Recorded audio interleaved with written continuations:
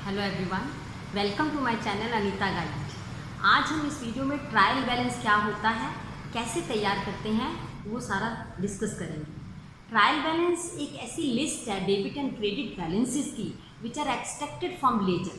जब हम लेजर में जितने भी अकाउंट्स खोल लेते हैं उसका बैलेंस करते हैं और वही डेबिट एंड क्रेडिट बैलेंसेस को लेकर हम ट्रायल बैलेंस एक ऐसी वर्कशीट तैयार करते हैं जो सारे जितने भी आपके एसेट्स हैं, लाइबिलिटीज़ है, उसको डिपिक्ट करती है, शो करती है।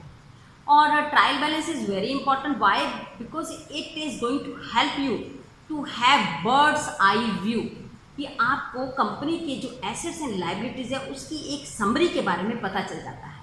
बैंक्स के लिए भी ये बहुत यूज़फुल है, क्योंकि बैंक्स ट्रायल बैलेंस के बेसिस के ऊपर ही कितनी बोरिंग कैपेसिटी है कंपनी की वो डिसाइड करते हैं। और ट्रायल बैलेंस जो है वो ऑडिट सिस्टम के लिए भी यूज़फुल होती है।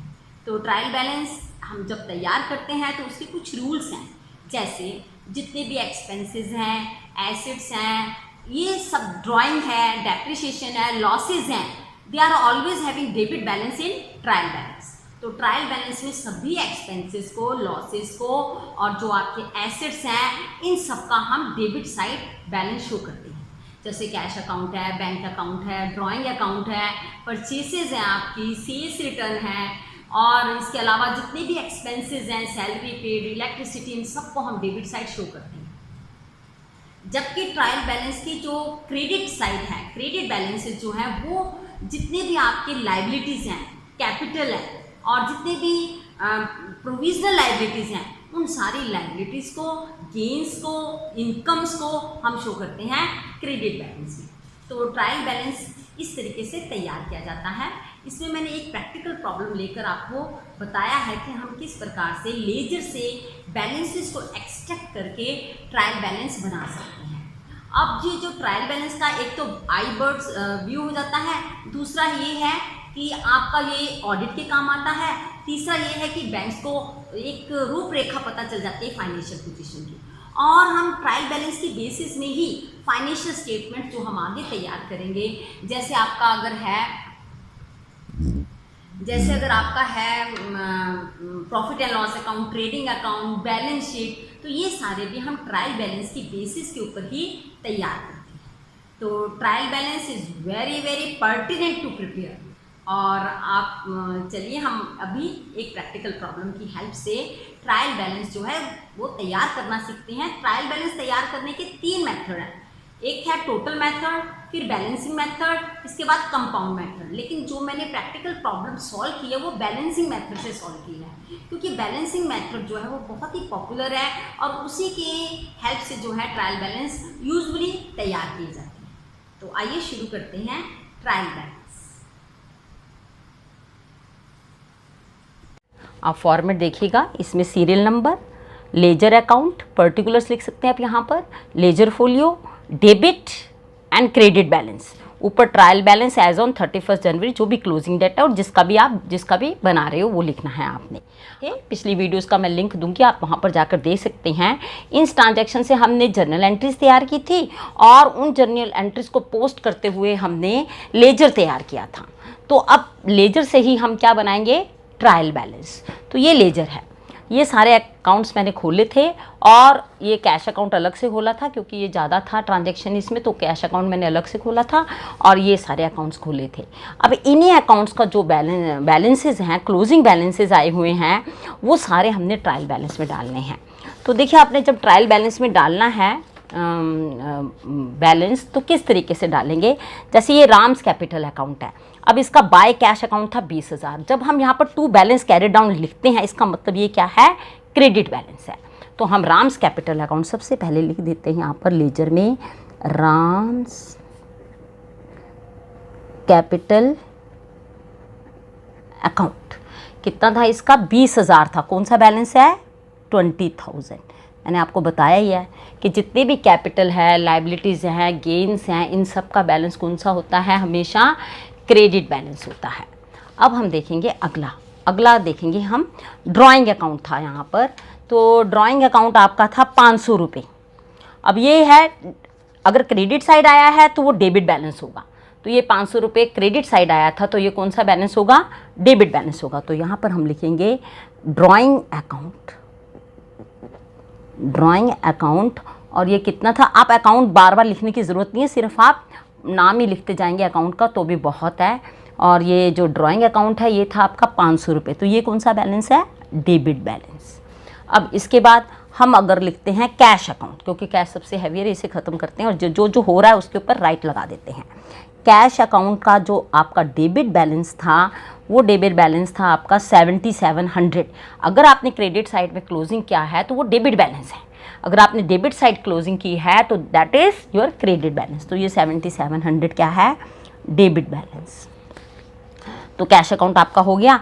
यहाँ से इसको ख़त्म करते हैं। रेंट अकाउंट है, जितने भी एक्सपेंसेस है they are always having debit balance. तो रेंट अकाउंट लिखेंगे और कितना बैलेंस है इसका? 800 रुपये।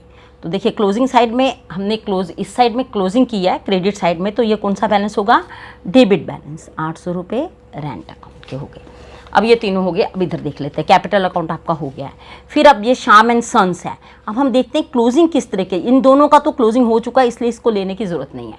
जब दोनों अकाउंट के बैलेंस टैली हो जाएं then we should not take, why? Because we are preparing this trial balance on the basis of balance method.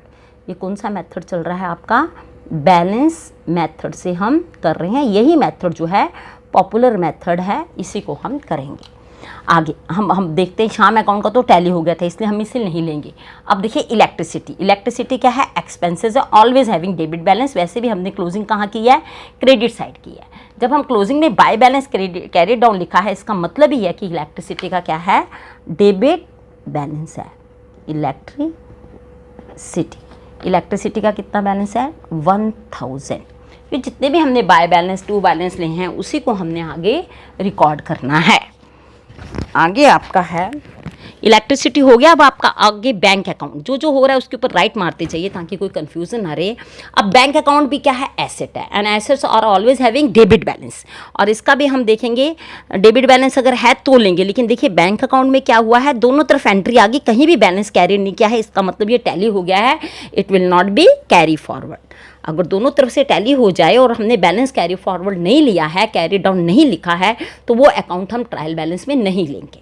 आगे हम देखेंगे परचेसेस का भी। देखिए परचेसेस में कैसा हुआ है? 10,000। Purchases always have debit balance. इसको हमने क्लोजिंग किया 31 जनवरी में क्रेडिट साइड, जिसे हम by balance carry down closing date में क्लोज करते हैं, उस बैलेंस को हम हमेशा डेबिट साइड लेते हैं। तो purchases account will always be debit. तो डेबिट कितना हुआ है? ये 10,000। वैसे भी हमें पता होना चाहिए कौन कौन से अकाउंट का बैलेंस कौन सा होता है। अब ये सेल्स अकाउंट, देखिए इसकी क्लोजिंग हमने की है to balance carry down. Debit side closing that means credit balance, credit side closing that means debit balance. तो सेल्स अकाउंट का वैसे भी क्रेडिट बैलेंस होता है और क्लोजिंग भी हमने कहाँ कौन सी साइड की है? डेबिट साइड की है। तो ये क्रेडिट बैलेंस होगा सेल्स अकाउंट का। हम लिखेंगे यहाँ पर सेल्स अकाउंट कितना है? 5000। तो इसको हम लिखेंगे क्रेडिट साइड। आगे चलिए, ये सेल्स अकाउंट हो गया, इसको राइट मारिए। अब देखिए फर्नीचर का कितना बैलेंस है? 4000। तो ये फर्नीचर वैसे भी एसेट है, डेबिट बैलेंस होता है और इसकी क्लोजिंग हमने क्रेडिट साइड की है। तो फर्नीचर अकाउंट, फर्नीचर का कितना बैलेंस था? 4000 डेबिट साइड। अब आगे चलिए, आगे है सेल्स अकाउंट का हो गया था, सेल्स अकाउंट हो गया, फर्नीचर भी हो गया। सैलरी भी क्या है? एक्सपेंसेस है।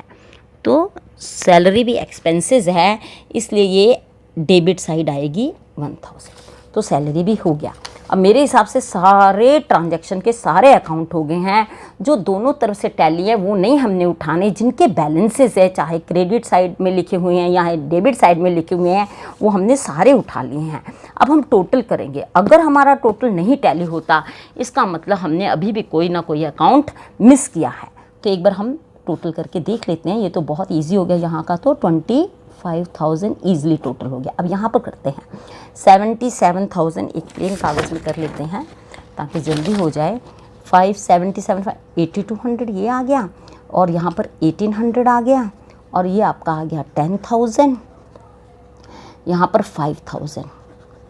अब इनका टोटल कर लेते हैं 1819 9110 10 + 5 15 25,000।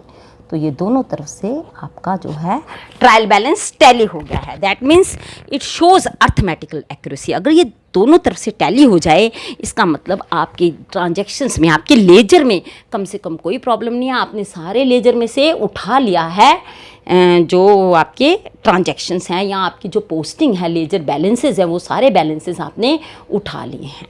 तो ये है आपका ट्रायल बैलेंस का एक हमने प्रैक्टिकल प्रॉब्लम सॉल्व की है। और इसके साथ ही हमारा जो है trial balance as per balance method तैयार हो गया है।